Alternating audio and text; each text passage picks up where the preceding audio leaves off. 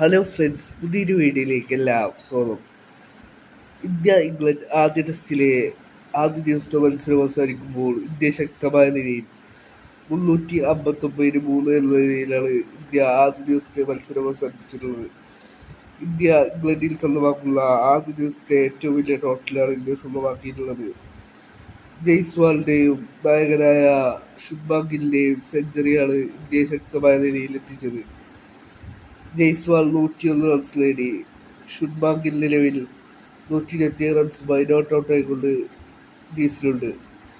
Vice ക്യാപ്റ്റനായ Rishabh പന്തും 65 റൺസോടുകൂടി ഗ്രൗണ്ടിലുണ്ട്.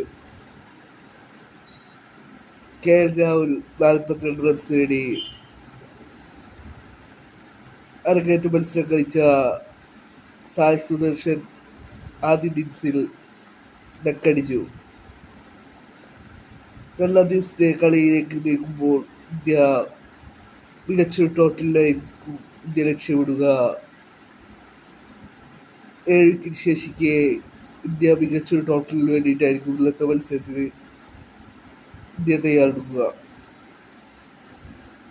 ഇംഗ്ലണ്ടിന് വേണ്ടി മികച്ച ബോളിംഗ് പ്രകടനം കാഴ്ചവെച്ചത് സ്റ്റോക്സ് മാത്രമാണ്. 2 വിക്കറ്റാണ് സ്റ്റോക്സ് നേടിയത്.